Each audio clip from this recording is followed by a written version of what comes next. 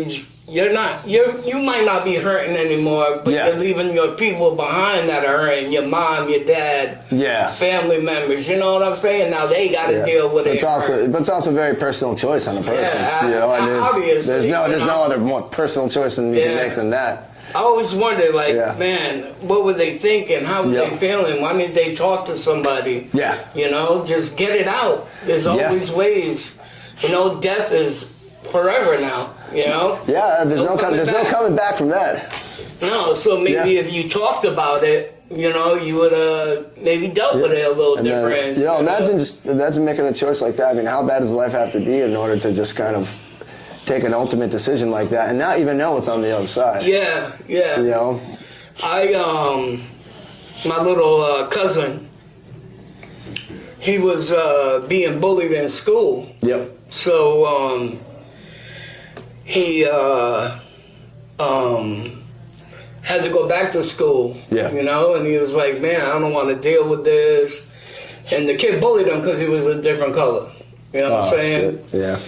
So my aunt and my uncle wanted to go out for dinner or whatever the case may be. However, I went down, and he was like, I don't want to go, I want to stay home. And when they came home, they found him, he shot himself. Oh, damn. And seeing my aunt and my uncle, this has been years now, bro. And my aunt and uncle still are hurting today, and it breaks my heart to see them like that, Yeah, no. So it's suicide is a tough thing, to deal with. Even losing your friends to like drugs or overdoses and stuff too. I lost a lot of friends. Yeah, but I mean, it's like really you start. Not to combine them, but I mean. You start getting to more than you count on one hand or two hands. Man, I lost 50 in 1 year. I think it was ODs, suicide. Yeah, it's a bunch of different things. You know what I'm saying? Yep. And my uncle, like I told you, he was a vet. Vietnam, I believe he was, and he found my little cousin. So that fucked his head up again. You can't even wear a shirt that has a picture of my cousin's face on it. Shit. And like I said, it's been years, and that's my thought process. Like, man, these guys are killing themselves. It's kind of selfish in a way. Yeah. But we don't know what they're going through, know? And, your military background, have you ever thought about killing yourself? Maybe. Did I ask that question? Yeah, you did. But can we get into it maybe a little bit, or? I mean, it's always kind of like like flirting with disaster, but you never, I never really, I'm not going to follow through with that. Yeah. I mean, I went through some hard depression and stuff like that. Yeah. And, kind of had a plan, kind of had a walk, and walk so far out into the woods. And I decided ultimately that, not make that choice. And then the messed up part was the walk back. I walked so far in that I got lost. And then, I felt like I was in purgatory on the way back. Right. Then I'm like, did I fucking do it out there? Am I still here? Yeah. Is this heaven? Yeah. But then all of a sudden I started hearing tires on the road. Okay. Yeah, and I ended up miles down the road from where I was at. You walked it off. What, are you going out to the woods to hang yourself? No. Or just blast your head off? Yeah, I had a pistol. Yeah. I thought about it, because I had bad depression, but I was like, my way out of it is always like, damn, I can't hang myself because I'm too fat and there ain't no rope that'll hold my fat ass. Yeah. But I would never want to do that anyways, because I have my kids to think about, my mother. Yeah. Well, as far as I'm concerned, there was a time for that and I chose not to, and there's a reason. Are you glad you chose the right decision? I'm fucking sitting here breathing. Right, absolutely. Yeah. Absolutely. So, how'd you get into music? I started playing when I was a kid. I got my first guitar when I was like 15, and then I started playing, making noises till it made sense, and then self-taught. I was just gonna say, did you teach yourself? Yeah. self-taught for the most part, but then we also had like the guitar pros and stuff like that back in the day. We come through and like, you know, never really learned to read music, but like tablature all the way.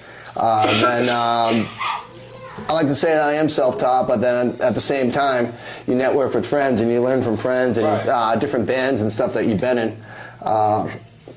You learn a lot. Like first band that I was in was me and my buddy Sean. Steve knows Sean. We were in a band. We called ourselves Flatline All Stars. I like that name. I like that. Yeah. It was a good band. It was a good name. Yeah, and we played our what's it called? We played our gymnasium at high school for a pep rally.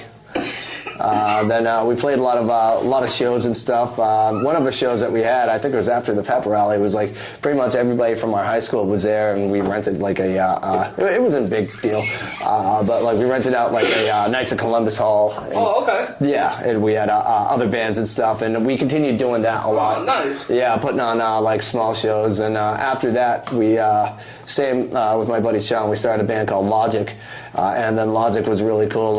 We had our singer Corey, who had it was rock and roll now. Or? Yeah, it was more like new metal, like we had a mix between like sort of like a bunch of amalgams, like sort of sound like a little bit like Korn, a little bit like Deftones, a little bit like, but mainly us.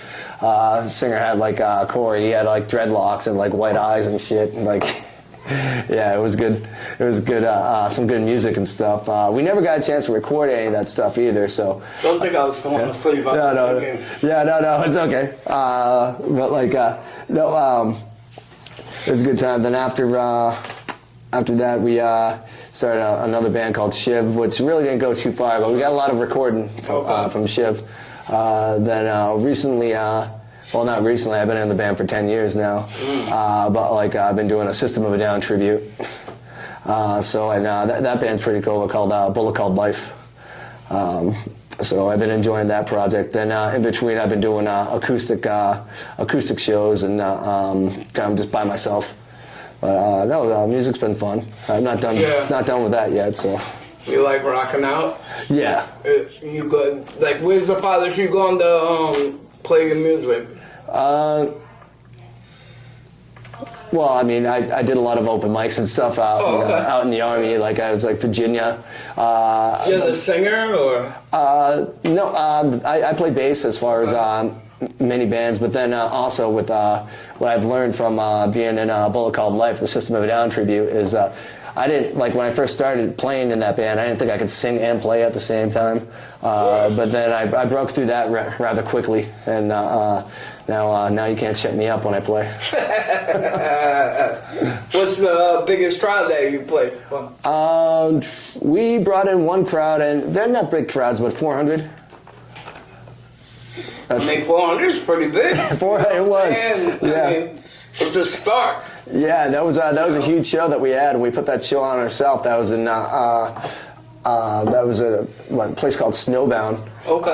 And then I'm trying to remember what town that's in. I think it's in it's in Winchendon. Okay. Yep, it's on Old Winchendon Road, I believe. But we had we had like t-shirt van. They'll make you a t-shirt like right on the spot. We had food down there. We had beer tents. Okay. And then we even had a podcast down there too. Oh wow! Yeah, I think Steve was telling me that you had a podcast or something like that. Yeah, well, I mean, it wasn't my podcast. It's my buddy Mark's podcast. I'll plug it right now. They're called Heavy Metal Over a Six Pack. Okay. Yeah, really good guys. That's nice. What do they talk about? They talk about music, Yeah. And they have some beers and stuff. It's called Heavy Metal Over a Six Pack. Yeah, I talked to this kid Chris on TikTok. Yep. And he does music reviews, and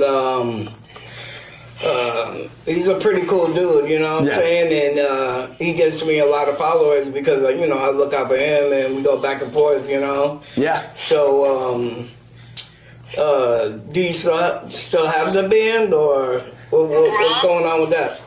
Well, we're still playing with the Bullet Called Life. with the System of a Down tribute. Okay. And we just kind of taken a little bit of a break because it's a far ride. Like for rehearsals and stuff, I have to go all the way to Rins, New Hampshire, and I'm living in Webster. That's it's a monster of a ride there and back. I always kind of bust on the guys a little bit. I was like, guys, I spend more time driving than I spend actually rehearsing when I do this. Yeah.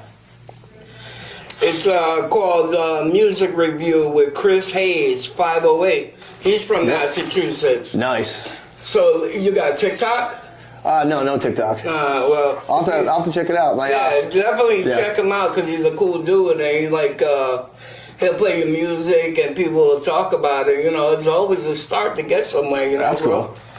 So check him out and maybe follow him on TikTok if you get a TikTok, and go from there. And hell yeah, maybe you'll move along. Yeah. Is that what you like to do? You like to become big, or just something to get your shit going? Well, I just like